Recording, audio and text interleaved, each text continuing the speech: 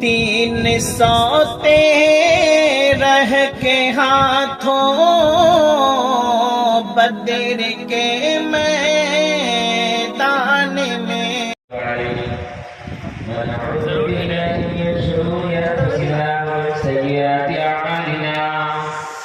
من يهده الله فلا مضل له ومن يضلل فلا هادي له ونشهد أن لا إله إلا الله وحده لا شريك له ونشهد أن سيدنا وسندنا وحبيبنا وكريمنا مولانا محمد وبارك وسلم تسليما كثيرا كثيرا. أما بعد فأعوذ بالله من الشيطان الرجيم. بسم الله الرحمن الرحيم. وأنتم الأعلون إن كنتم مؤمنين. صدق الله العظيم.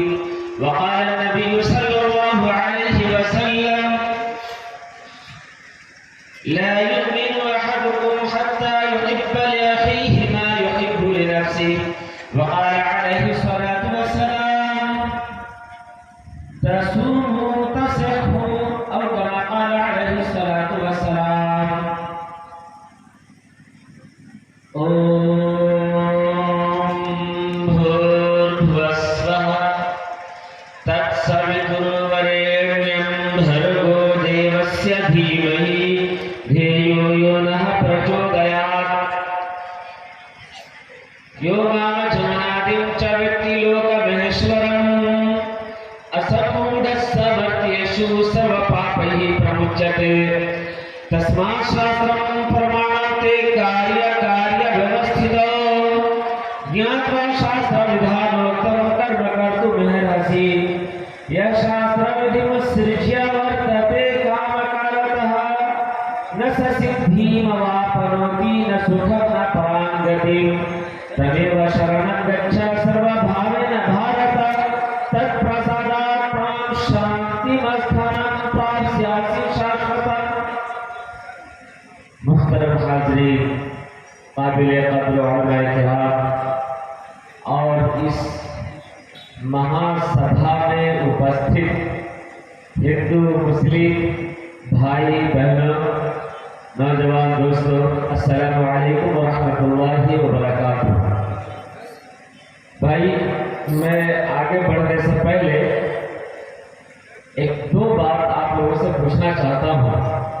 उम्मीद है कि आप लोग मुझे निराश नहीं करेंगे। कौन कौन लोग हैं जो साथ देने के लिए तैयार हैं? जो लोग साथ देने के लिए तैयार हैं उनसे मेरी गुजारिश है कि अपनी अपनी जगह पर एक सेकंड के लिए खड़े हो जाए। अल्हम्दुलिल्लाह, माशाअल्लाह। एक बात तो ये हुई कि सब लोग अपने अपने जगह पर खड़े हो गए। दूसरी बात अगर मान लेंगे तो और अच्छा लगेगा। जिनके आगे की कुर्सी खाली है उस पर आ जाइए। माशाअल्लाह, आ गया। जिनके आगे कुर्सी खाली है वो अपनी कुर्सी से आगे वाली कुर्सी पर आ जाए। माशाअल्लाह।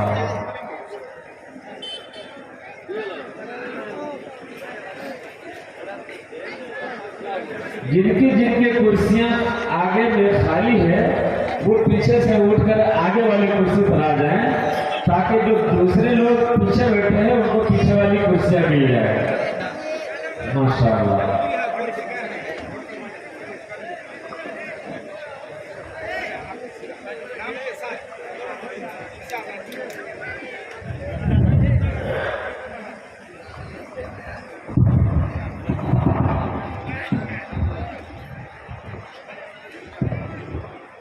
आप लोग जानते हैं कि एक बीमारी होती है चमड़े की बीमारी, कि दाग लग जाता है, दाग हो जाता है, वाइट का दाग, यहाँ यहाँ यहाँ यहाँ देखते होंगे।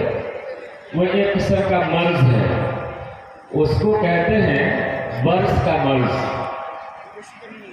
या चरखा फूटना भी बोलते हैं देहात में। यहाँ वहाँ जहाँ वहाँ रहता है, जानते हैं ना। तो ऐसे मजलिस में कुछ लोग यहाँ पर, कुछ लोग वहाँ पर, कुछ लोग वहाँ पर अच्छा नहीं लगता, इसलिए मैंने कोशिश की कि अपनी आगे वाली कुर्सी को अभी भी कुछ कुर्सियां खाली है, पीछे लोग हैं। उम्मीद है कि अगर वो लोग भी आगे आ जाएंगे तो जो लोग खड़े हैं उनको जगह मिल जाएगी। अल्हम्दुलिल्लाह, माशाअल्लाह, मुझे पहली मर्तबा आप हजरात के दयार में आने का मौका मिला और आप हजरात ने खड़े होकर और हिल डोल करके थोड़ी मोहब्बत दी है। अल्लाह से दुआ करता हूँ कि अल्लाह ताला अच्छी बातें कहने की तौफीक दे, उन बातों से मुझे भी फ़ायदा हो और आप लोगों को भी फ़ायदा हो। हम सीधे सीधे चंद बातें आगे को बढ़ाते हैं। हमारे हाथ में ये कितनी उंगलियां हैं, कोई भी आदमी बताए? 5। सब बराबर है या वो छोटी बड़ी है? छोटी बड़ी है। छोटी बड़ी है। ये 5 उंगलियां एक साथ बैठ के मीटिंग कर रही थी। ये 5 उंगलियों की मीटिंग हो रही थी और इस मीटिंग में 5 उंगलियां कह रही थी कि मैं बड़ी हूँ, मैं श्रेष्ठ हूँ, मैं श्रेष्ठ हूँ, तो मैं श्रेष्ठ हूँ। सब अपने अपने अजमत को, अपनी महानता को, अपने अपने बड़प्पन को बयान कर रही थी 5 उंगलियां। तो 4 ने मिल करके इससे पूछा, अच्छा तू बता, तू सबसे बड़ी क्यों है, तुम्हारे अंदर क्या खूबी है? तो इसने जवाब दिया कि देखिए, घर में गांव में जमीन रजिस्ट्री होती है या एग्रीमेंट पेपर होता है तो हम ही लगते हैं, तुम चारों पीछे रहती हो, मैं जरूरत पड़ती तो मैं ये अंगूठा छापने के लिए आती हूँ, इसलिए मैं सबसे आगे। तो इन चारों ने कहा कि बात तो सही है। दूसरे वाले को भी एक तरकीब आई, दूसरे वाले ने कहा कि तुम चारों में सबसे आगे मैं हूँ। इस बोली ने कहा कैसे? कहा कि देखो, जहां 2-4 आदमी ठन जाता है तो सबसे पहले मैं खड़ी होती हूँ, और जब नमाज पढ़ने जाते हैं तो सब उंगली को बंद करते हैं, आगे को उठाते हैं तहिय्यात पर, अशहदु अल्ला इलाहा, पर हम इसी को उठाते हैं। तो इसने अपनी अजमत को इस तरह बयान किया। तीसरी ने कहा कि तुम सब में सबसे बड़ी और महान मैं हूं। जवाब दिया कि महान कैसे है? का 5 उंगली को एक साथ मिला दो और अंधे आदमी से कहो कि इसमें बड़ी कौन है, तो मैं पकड़ी आऊंगी और कहूंगी कि मैं बड़ी हूं, है ना? चौथी वाली को कुछ तरकीब समझ में नहीं आई, तो इसने कहा कि देखो, मैं दूल्हा बाबू हूं। तो कहा दूल्हा बाबू कैसे? तो कहा कि जब एक लड़का का और एक लड़की की मांगनी होती है, रस्म होता है, तो अंगूठी मुझी को पहनाई जाती है, इसलिए मैं दूल्हा बाबू। आखिरी वाले ने कहा कि देखो भाई, सबसे अजीम मेरी अजमत भी कम नहीं है, मेरी महानता भी कम नहीं है, बढ़कर है। कहा कैसे? तो कहा मैं दूल्हा बाबू के बगल में हूं, इसलिए मैं लोकनिया। 5 ने अपनी अपनी अजमतें बयान की। अब 5 को लगी भूख, तो कहा कि खाना तो खाना है। एक होटल में पहुंची 5 उंगलियां, अब 5 तरफ से बैठ गए कोई टेबल पे, ऑर्डर आया, खाना हाजिर। अब अकेले न ये उंगली खा सके, न ये खा सके, न ये खा सके, न ये 5 में से किसी का काम नहीं चल रहा था। तो कहा ऐसा है कि सबकी आजमत महानता अपनी अपनी जगह पर, हम सब लोग आपस में इत्तेहाद कर लेते हैं, सब लोग मिलजुल जाते हैं, 5 का पेट भर जाएगा। 5 मिल करके खाया, सबका पेट भर गया। मेरे भाई, हम जिस गांव में रहते हैं, जिस समाज में रहते हैं, यहाँ पे हिंदू भी है, मुसलमान भी है, अमीर भी है, गरीब भी है, पढ़ा लिखा भी है, जाहिल भी है, काश्तकार भी है, मरीज भी है, डॉक्टर भी है, पैसे वाला भी है, कम पैसे वाला भी है, हर तरह का लोग है। कुछ काला है, गोरा है, लंबा है, मोटा है, दुबला है, पतला, हर तरह का आदमी है ना। और सब आदमी अपनी अपनी महानता को बताने के लिए एक आदमी दूसरे का पीछा कर रहा है और एक दूसरे की बीमारी को, उसकी बुराइयों को दूसरे के सामने बयान करता है। ऐसा गांव में है कि नहीं? हमारे गांव में तो है, पता नहीं आपके गांव में है कि नहीं, है क्या? अगर सब अपनी अपनी महानता बयान करते रहे और दूसरे की बुराइयां बयान करते रहे तो समाज डेवलप होगा। मुझे हिला रहे, साइलेंट मूड में है, कम से कम वाइब्रेशन में आइए या नहीं तो जनरल मूड में आइए। देखिए, ये मोबाइल है ना मेरे हाथ में, मैं धीरे धीरे आगे बढ़ रहा हूँ और अपने टाइम से ज्यादा टाइम नहीं लूंगा, क्योंकि हम सब के पीरो मुर्शिद हजरत मौलाना मतलबुर रहमान साहब दामद बरकातुहुम आने ही वाले हैं, तो हजरत के आने से पहले भी जरा माहौल साजी हो जाए। मेरे हाथ में ये मोबाइल है, कोई इसमें फोन करता है तो घंटी बजती है। इसका मतलब यह है कि मोबाइल जनरल मोड में है। जब ये जनरल मोड में होता है तो घंटी टनाटन बजती है, लेकिन जब जनरल मोड में ना हो तो वाइब्रेशन मोड में कर दिया जाता है। कोई फोन करता तो बजती नहीं घंटी, मोबाइल थरथराता है ऐसे ऐसे। और एक तीसरा मोड भी होता है साइलेंट मोड, जिसमें न थरथराता है न बजता है, बल्कि चुपचाप रहता है। तो आज की तारीख में, आज रात में प्रोग्राम में हम लोग को कौन से मूड में रहना चाहिए? ये मोहल्ला खामोश है। जनरल मूड में रहिएगा तो कुछ अच्छी बातें भी आएंगी आपके बीच इंशाअल्लाह अज़ीज़। मैं ये बातें 5 उंगली की मिसाल इसलिए रखा कि जिस तरह से 5 उंगलियों ने अपनी आजमत को बयान किया, भूख लगी तो किसी का काम नहीं चला, इत्तेहाद रखा, इज्तिमाइयत रखी, सब मिल गए तो सबका काम चल गया। मेरे भाई, इस इस्लाह मुआशरा प्रोग्राम से सबसे पहला पैगाम तमाम हिंदू मुस्लिम भाई बहन, माँ बेटे बेटियों सबों के लिए पैगाम है कि आपस में इत्तेहाद, इत्तेफाक, मिलजुल का पैगाम लेकर के जाइए इंशाअल्लाह इंशाअल्लाह। दूसरी बात, इस दुनिया में और खासतौर पर भारत में और मनहर गांव में और आसपास में बहुत से हिंदू हैं और बहुत से मुसलमान हैं। क्या आप लोगों को मालूम है कि कोई हिंदू चाहे कोई मुसलमान ऐसा पैदा हुआ है दुनिया में जो अपनी मर्जी से जैसा चाहा, खूबसूरत, हैंडसम, ताकतवर, वो बनकर के अपनी मर्जी से आया हो दुनिया में?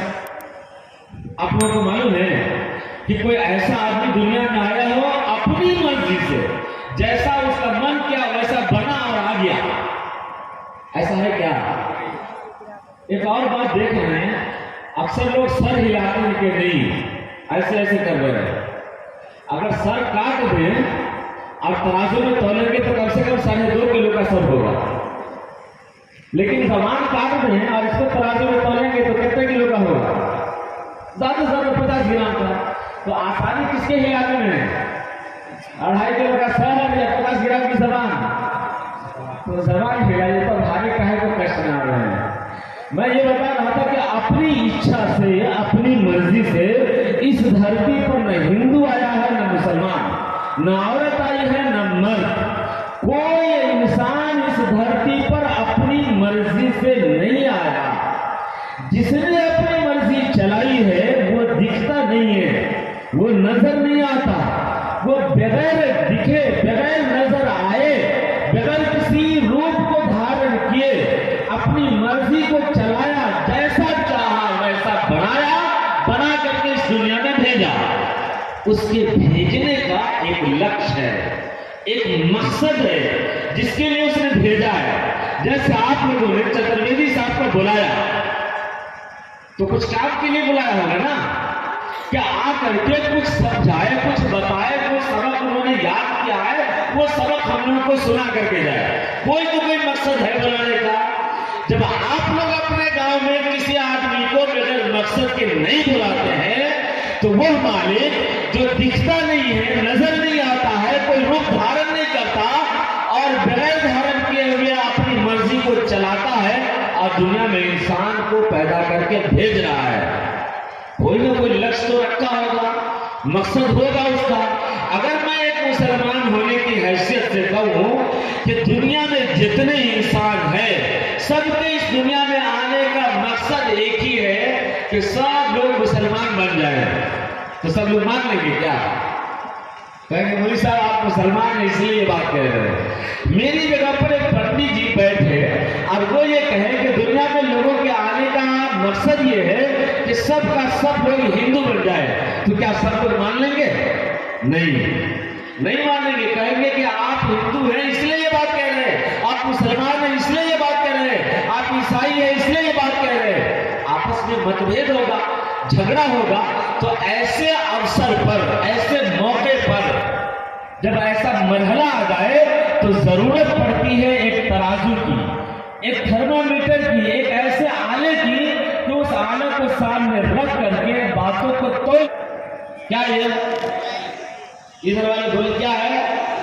मोबाइल। इसका वजन कितना होगा? हो सकता है 50 ग्राम, 150 ग्राम, 200 ग्राम। करेक्ट वजन कोई आदमी बता सकता है इसका क्या, कि इतना ही वजन है इसका, इससे कम ज्यादा नहीं है, तो बता सकता है? लेकिन हमको इतने आदमी को यकीन दिलाना है कि इसका वजन कितना है, तो क्या करना पड़ेगा? तराजू में तोलेंगे तो सबको यकीन हो जाएगा ना। जिसने 250 कहा, 200 कहा, 150 कहा, 50 ग्राम का, सबको यकीन हो जाएगा। बिल्कुल जिस तरह से इसके तोलने का तराजू है, वैसे ही हमारे और आपके भेजने वाले मालिक को जानने का, पहचानने का भी एक तराजू है। उस तराजू का नाम है धर्मशास्त्र, शरीयत, मजहबी किताब, धर्म ग्रंथ, ये उसका नाम है उस तराजू का। श्रीमद् भगवद गीता अध्याय नंबर 16 श्लोक नंबर 24 के अंदर श्री कृष्ण जी कहते हैं, तस्मात् शास्त्रम प्रमाणं ते कार्य कार्य व्यवस्थितो ज्ञात्वा शास्त्र विधानोक्तं कर्म कर्तुम् अर्हसि। इस दुनिया में रहकर कौन सा काम करना है, कौन सा काम नहीं करना है, कौन सी बात माननी है, कौन सी बात नहीं माननी है, उसके लिए धर्मशास्त्र को आधार, प्रमाण, तराजू जानो और उसमें बताई हुई बातों को जानकर उसी के अनुसार चलो। ये श्रीमद् भगवद गीता के अंदर है। ईश्वर की ओर से, परमात्मा की तरफ से, ब्रह्मा अल्लाह की तरफ से आने वाला अंतिम धर्म ग्रंथ कुरान मजीद में अल्लाह ताला फरमाता है, बिस्मिल्लाहिर्रहमानिर्रहीम, फइन तनाज़अतुम फी शैइन फरुद्दूहु इलल्लाहि व रसूल। अगर किसी चीज में इख्तलाफ हो जाए, झगड़ा हो जाए, मतभेद हो जाए, तो खुद अपने मन से फैसला ना करो, बल्कि दौड़ो शरीयत की तरफ, देखो शरीयत में क्या लिखा है। फरुद्दूहु इलल्लाहि व रसूल, शरीयत में देखो, धर्मशास्त्र में देखो क्या है, जो कुछ है उसके हिसाब से चलो। लेकिन आज भारत का हिंदू और भारत का मुसलमान और भारत के रहने वाली आवाम, सब लोग, अधिकतर लोग, सब नहीं, अधिकतर लोग, आप लोग बताइए, अपनी मर्जी से काम करते हैं या धर्मशास्त्र की मर्जी से काम करते हैं? आपकी अदालत में क्या है इसका जवाब? अपनी मर्जी से करते हैं ना। अपनी मर्जी से करेंगे तो क्या प्रॉब्लम है, और धर्मशास्त्र की मर्जी से चलेंगे तो क्या फायदा है, वो बात देखिए श्री कृष्ण जी ने कैसे समझाया। श्री कृष्ण जी ने कहा, यह शास्त्र विधि वर्तते का नकारतः न सिद्धि ममा प्रवृत्ति न सुखम न परागति। जो व्यक्ति धर्मशास्त्र को त्याग दे, हटा दे, छोड़ दे और मनमाना आचरण करे, मनमाना जीवन बिताए, ऐसा व्यक्ति न यहाँ सुख पा सकता है, न प्राण निकलने के बाद सुखी हो सकता है। उसको कहीं सुख नहीं मिलेगा। और कुरान मजीद में अल्लाह ताला फरमाता है, फला वरब्बिका ला युमिनून हत्ता युहक्किमूका फीमा शजरा बैनहुम। आपके परमेश्वर की कसम, वो ईमान वाला हो ही नहीं सकता जब तक के धर्मशास्त्र से फैसला ना ले ले। अब देखिए, हम जिस समाज में रहते हैं, एक इंसान को, एक मुसलमान मर्द को गुस्सा आता है, अपनी बीवी को एक इधर देता है, एक इधर देता है। इधर देने से पहले और इधर देने से पहले किस पे देखना चाहिए? अपने मन में सोचना चाहिए या धर्मशास्त्र में देखना चाहिए? 2.5 किलो का नहीं हिलाइए, 50 ग्राम नहीं हिलाइए। शरीयत के हिसाब से देखना चाहिए या अपने मन के हिसाब से? शरीयत के हिसाब से। लेकिन आप लोग बताइए, गांव में क्या चल रहा है, शरीयत के हिसाब से या मन के हिसाब से? मन के हिसाब से चल रहा है, तो सुख मिलेगा कि दुख मिलेगा? चुपचाप है, लगता है चोर पकड़ा जा रहा है ना। हाँ, मालूम है कि चोरी पकड़ी जा रही है। हम तकरीर करने नहीं आए हैं, बातचीत करने आए हैं। भाई जरा बातचीत कीजिए। हम जिस सोसाइटी में रहते हैं, जिस समाज में रहते हैं, ये एक मिलनसार समाज है, मिलजुल को पसंद करता है, प्रेम और मोहब्बत को पसंद करता है। मगर इस समाज में रहने वाला इंसान एक दूसरे की कमी को उछालता है और उछाल के उसकी बेइज्जती करता है। इससे क्या सुख आएगा? कभी सुख नहीं आएगा इससे। उसकी इज्जत को उछालने से पहले, उसकी बुराई को बयान करने से पहले, उसको कष्ट और तकलीफ देने से पहले हमें देखना चाहिए धर्मशास्त्र में क्या लिखा है, शरीयत में क्या लिखा है, धर्मशास्त्र में उठाइए, देखिए हज़रत मोहम्मद सल्लल्लाहु अलैहि वसल्लम क्या फरमाते हैं, ला युमिनु अहदुकुम हत्ता युहिब्बा लिअखीहि मा युहिब्बु लिनफ्सिही। तुमने का कोई भी इंसान उस वक्त तक ईमान वाला हो नहीं सकता जब तक कि अपने दूसरे भाई के लिए वही चीज न पसंद करने लगे जो अपने लिए पसंद करता है। अब देखिए शादी ब्याह के मौके पर भोज होता है ना, दावत होती है, हम लोग जाते हैं अपने भाई को, बेटा को, बेटी को लेकर के दावत में। मान लेते हैं आप में से कोई आदमी अपने 10 साल का बेटा लेके गया, खुद यहाँ बैठा, बगल में बेटा को बैठाया। अब जो आइटम सब आ रहा है खाने वाला, तो सच सच बताइए आप अपने प्लेट में भी रखेंगे और बेटा के प्लेट में भी रखेंगे कि नहीं रखेंगे? बगल में बैठा है प्लेट में रखेंगे? हाँ, ये है कि अपने बेटा के लिए तो पसंद किया ये आइटम और बगल में जो बैठा उसके लिए छोड़ दिया। रसूल का फरमान है, अंतिम संदेशा आखिरी पैगंबर ये उपदेश दे रहे हैं, तुम में का कोई भी शख्स उस वक्त तक ईमान वाला नहीं हो सकता जब तक कि अपने दूसरे भाई के लिए वही चीज न पसंद करने लगे जो अपने लिए पसंद करता है। एक और मिसाल देख लीजिए, हमारी नजर अच्छी चीज को देखती है, फलाना की बेटी बड़ी सुंदर है, उसकी बहन बहुत अच्छी है, बहुत प्यारी दुलारी है, उसकी तरफ नजर उठा के देखते हैं, उससे मिलने के लिए रास्ता तलाशते हैं और उसको परेशान करके उसको अपनी मोहब्बत और प्रेम में फंसाने का पूरा ताना बाना बुनते हैं। करते ऐसा कि नहीं करते? बताइए क्या शरीयत में है ये? अगर आप दूसरे की बहन को फंसाने के लिए ये काम कर रहे हैं तो अपनी बहन को भी तैयार रखिए, तैयार रखिएगा। साइलेंट मूड है, क्या हो गया हम लोगों को? हमारा समाज टूटकर बिखर रहा है, हमारी बेटियां भी, हमारी बेटे भी, हमारी माएँ भी इसी भाव में चल रही है।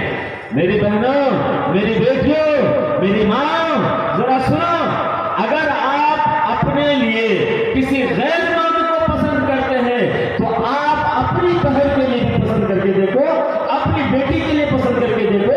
उस दिल से जब देखोगे तब समझ में आएगा क्या होता है। माजिद देवबंदी ने बड़ा अच्छा कहा, उन्होंने कहा बदनजर उठ नहीं वाली थी किसी की जानिब, अपनी बेटी का ख्याल आया तो दिल कांप गया, कलेजा डोल गया कि हम किसी दूसरे की बेटी को देखें, किसी के दूसरे के बेटा को देखें, किसी के दूसरे की बहन को देखें, हमारी बहन की तरफ, हमारी बेटी की तरफ, हमारी बीवी की तरफ कोई दूसरा मर्द देखेगा तो क्या होगा?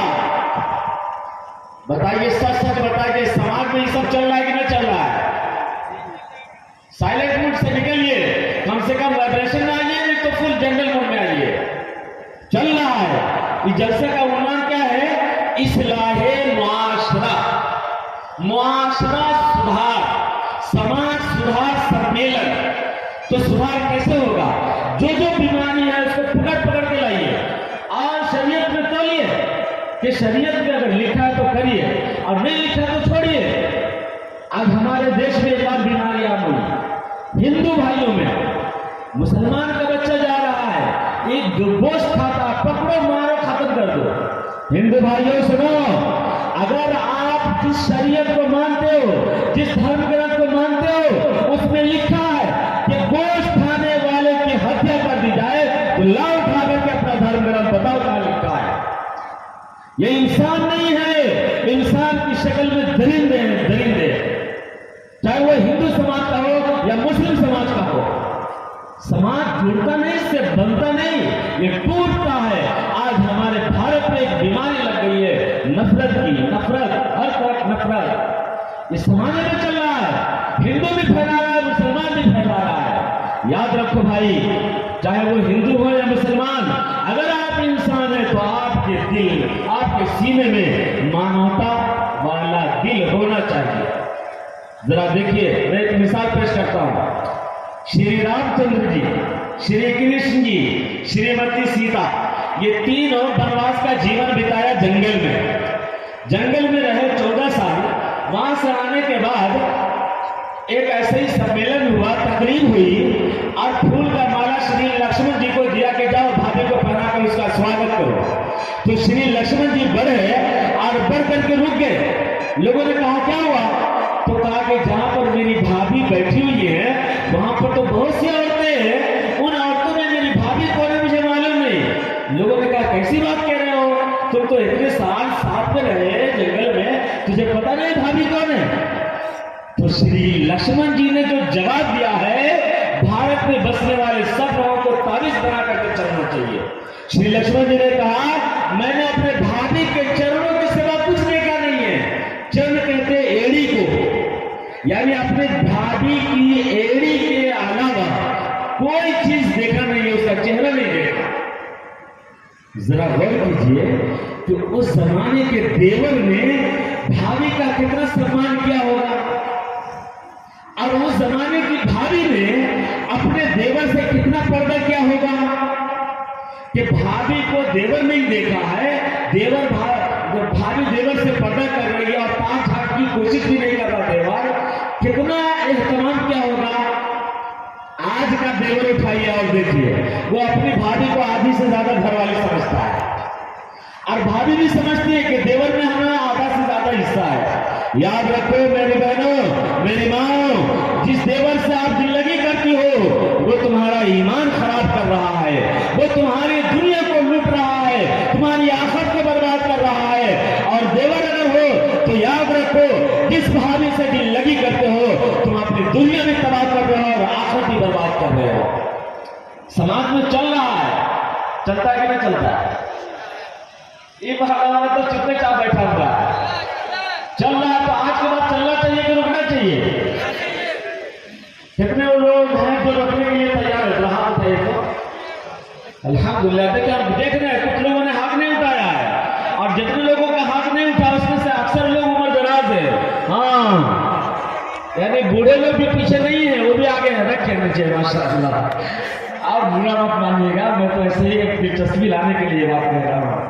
मैं ये कह रहा था कि समाज में बिगाड़ इस तरह से हो रहा है कि हम आप धर्मशास्त्र के अनुसार नहीं चल रहे, अपने मन के अनुसार चल रहे हैं। अब हम में से हिंदू भी और मुसलमान भी ऊपर वाले को याद करता है। मुसलमान भी कहता है अल्लाह, हिंदू भी कहता है ईश्वर परमात्मा याद करता है। एक मुसलमान से पूछिए कि अल्लाह कौन है, अल्लाह कैसा है, अल्लाह कहाँ है, कितना है, तो सही से जवाब नहीं देता। एक पंडित जी से जाकर मंदिर में पूछिए ईश्वर कौन है, कितना है, कैसा है, कहाँ है, तो पंडित जी इतना जोर से बोलता है कि दोबारा पूछने की हिम्मत नहीं करता, भागता है। सुनिए भाई, बहुत कम समय में 5 से 10 मिनट के अंदर में मैं एक ऐसी बात आपके बीच बताने जा रहा हूं जो सबको याद हो जाएगा इंशाअल्लाह। मेरे खत्म करने से पहले न कोई भी पूछे कि हम सब का मालिक कौन है, तो आप सीधा सीधा कहिएगा हम सब का मालिक एक है। उस एक अकेले को संस्कृत भाषा में कहते हैं ईश्वर, अंग्रेजी में कहते हैं गॉड, फारसी में कहते हैं खुदा, अरबी में कहते हैं, अरबी में क्या कहते हैं? अल्लाह। अब अगर कोई मुसलमान कहता है अल्लाह, तो क्या ये मुसलमान की जागीर है? ये हिंदू का नहीं है। और अगर कोई हिंदू कहता है ईश्वर, तो क्या ये हिंदू की जागीर है, मुसलमान का नहीं है ना? अब मुसलमानों में भी एक ऐसी बात है कि अगर ईश्वर का शब्द आ गया, परमात्मा ब्रह्मा का शब्द जबान से निकला, तो दूसरा आदमी समझता है कि क्या कर दिया, कि क्या कर दिया। सुनिए,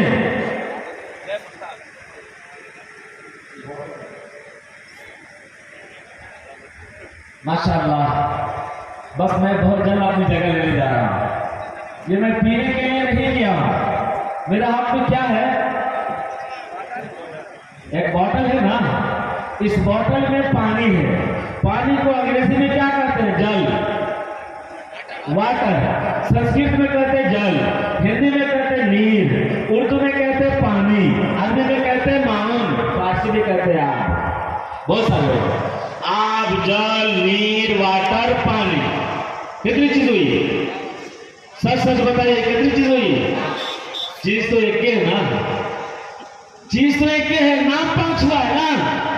प्रॉब्लम यही पर है कि पंडित जी भी जो बोलते हैं ब्रह्मा, ईश्वर, परमात्मा, तो परमेश्वर ईश्वर के जो शब्द आते हैं तो ऐसा समझ में आता है कि ईश्वर अलग है, ब्रह्मा अलग है, परमात्मा अलग है, भगवान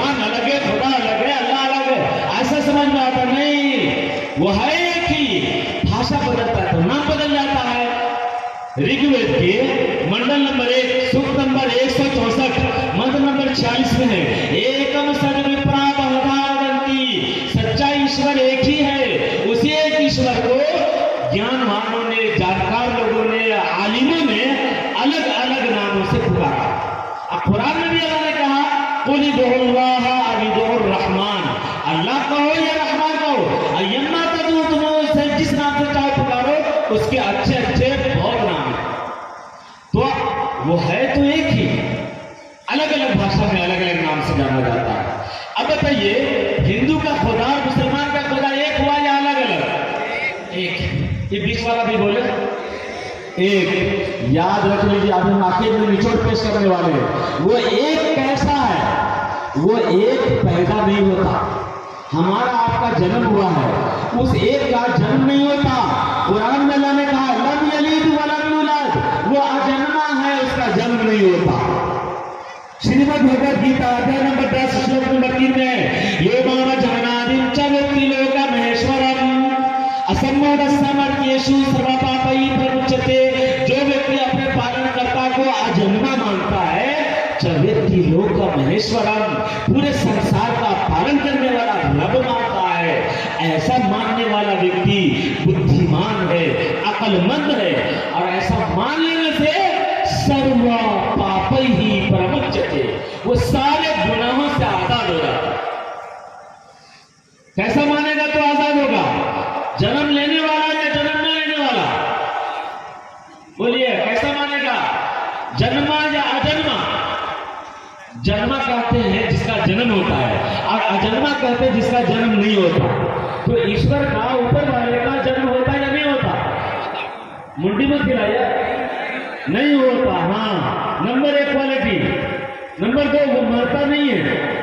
पुराने मजीद में अल्लाह ने कहा कुल्लु मन अलैहा फानी व यबका वजहु रब्बिका जुल जलाली वल इकराम, कि इस संसार की सारी वस्तुएं मिट जाएंगी, परंतु आपका परमेश्वर जिंदा रहेगा, मरेगा नहीं। और श्रीमद् भगवद गीता का अध्याय नंबर 7 श्लोक नंबर 24 के अंदर है, अब देखो व्यक्ति मां परमनियंते माम बुद्धायः परम भावम मजानन्तो ममा व्यय मनुत्तमम, वो अविनाशी है, नाश नहीं होता, अमर है, उसको मौत नहीं आती। यजुर्वेद अध्याय नंबर 40 मंत्र नंबर 8 में है न ममार न जीवियते, वो ईश्वर का बूढ़ा होता है, उसको मौत आती है, मरता नहीं है। नंबर 1 पैदा नहीं होता, नंबर 2 मरता नहीं है, नंबर 3 आखिरी बात, नंबर 3 दिखता नहीं है। अगर कोई हिंदू चाहे कि मैं अपने मालिक को देख लूं, कोई मुसलमान चाहे कि मैं अपने मालिक को देख लूं, तो उसको ये दुनिया छोड़नी पड़ेगी, और दुनिया छोड़ने के लिए लोग तैयार नहीं है। दुनिया में रहकर के उसको नहीं देख सकते हैं, इस दुनिया को छोड़नी होगी उसको देखने के लिए। श्री यजुर्वेद अध्याय नंबर 32 मंत्र नंबर 3 के अंदर है न तस्या प्रतिमा अस्ति यस्य नाम महद्दशः, उस मालिक की कोई प्रतिमा नहीं है, उसका कोई शरीर नहीं है, उसका कोई ढांचा नहीं है। यस्य नाम महद्दशः, उसके नाम का माला जपना सबसे बड़ी नेकी है। यजुर्वेद का अध्याय नंबर 40 मंत्र नंबर 8 में है नैन मूर्धाय न तिर्यच्च, न मध्य परिगणता, न तो उसे इस नैन से देख सकते हैं, न अपने ख्याल और तस्वीर में ला सकते हैं कि काला पीला नीला दुबला मोटा पतला छोटा बड़ा कैसा है, अपने ख्याल में भी नहीं ला सकते। कुरान मजीद में अल्लाह ताला फरमाता है लैसा कमिथलिही शै, अल्लाह ऐसी जात है कि उसके जैसा कुछ है ही नहीं। ला तुदरिकुल अब्सार, आंखें उसको नहीं देख सकती, वह युद्रिकुल अब्सार, और वो सबकी आंखों को देखता है, सबकी आंखों को देखता है। रात होती है, खाना खाता है, नौजवान लड़का लड़की सब अपने अपने बिस्तर पर जाकर के मोबाइल को टुकुर टुकुर टुकुर टुकुर टुकुर टुकुर देखता है। देखता है कि नहीं देखता है?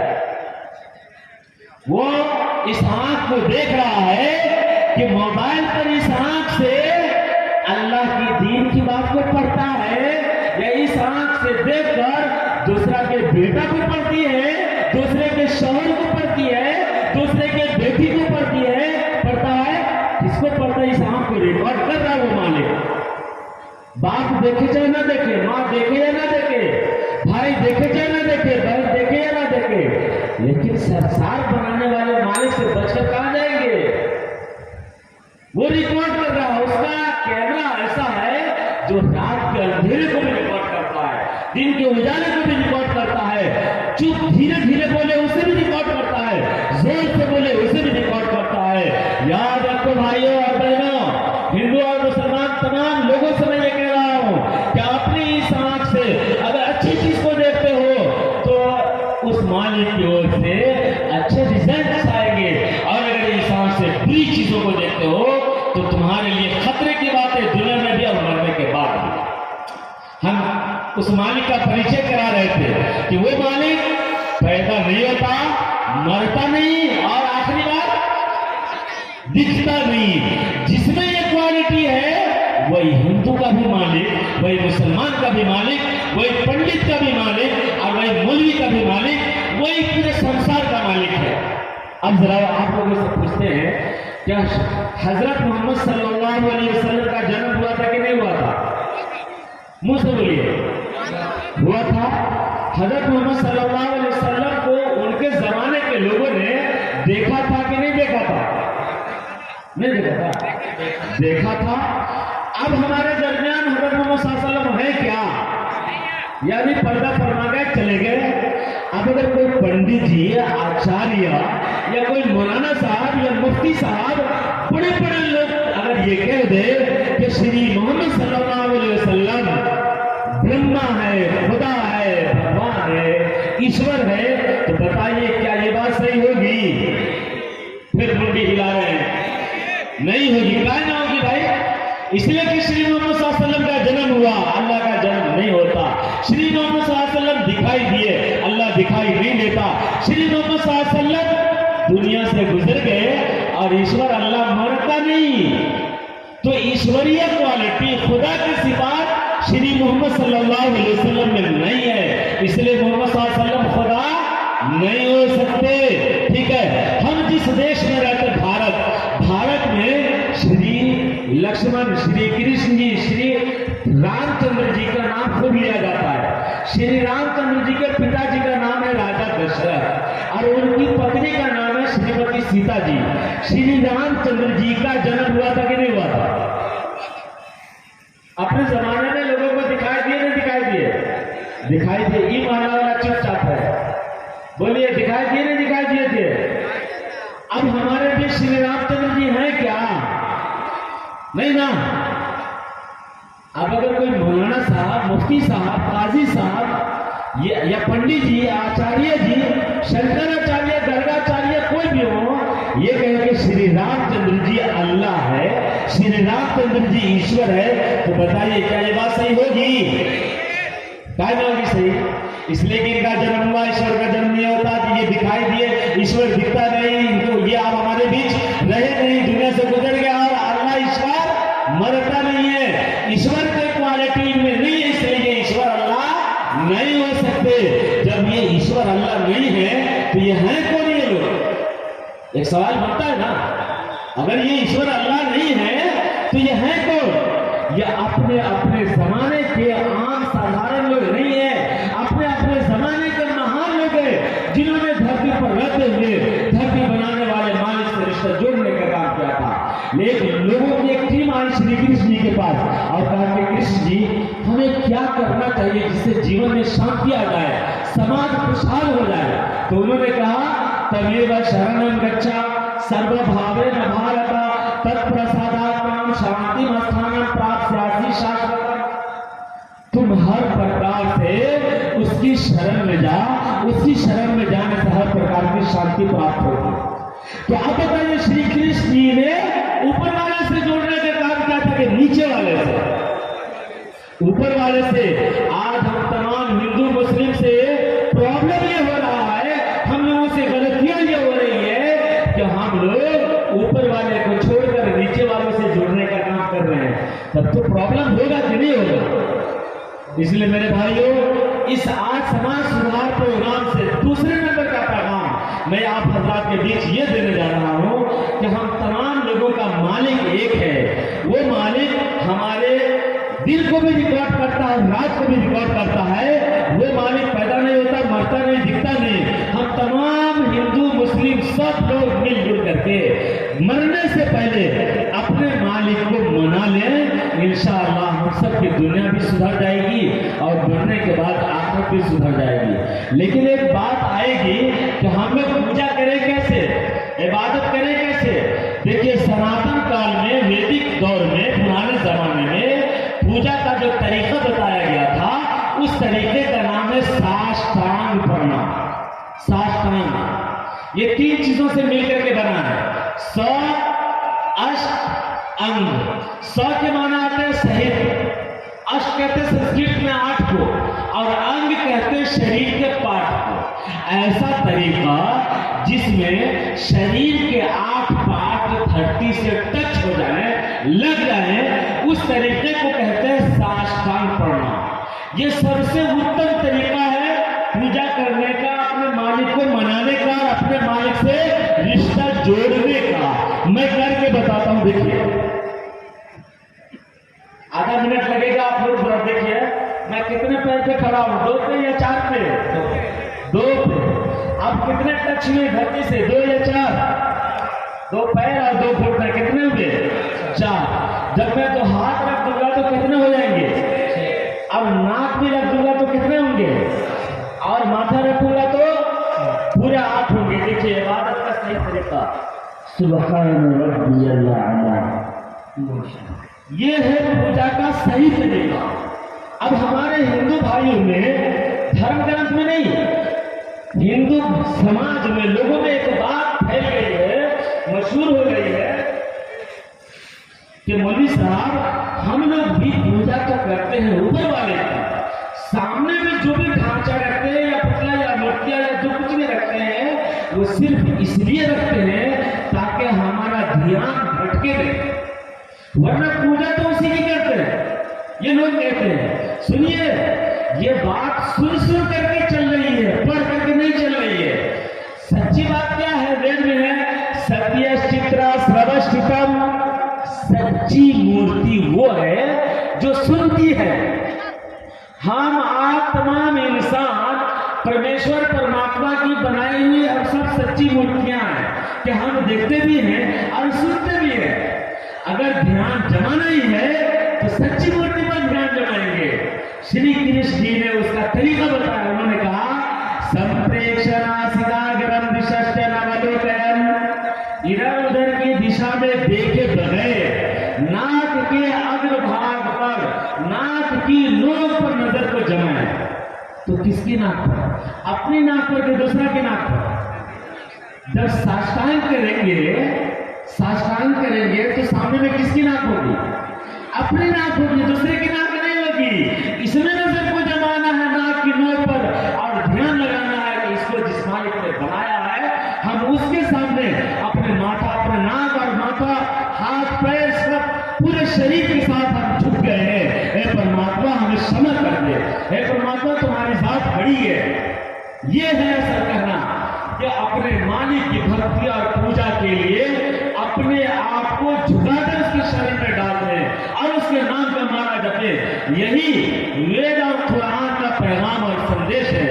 यजुर्वेद के अध्याय नंबर 32 और मंत्र नंबर 3 के अंदर है यस्य नाम महद्दशा, उसके नाम का माला जपना यही सबसे बड़ी नेकी है। और कुरान मजीद में अल्लाह ने कहा है वला जिक्रुल्लाहि अकबर, अल्लाह नाम का माला जपना ये सबसे बड़ी नेकी है, ये सबसे महान नेकी है।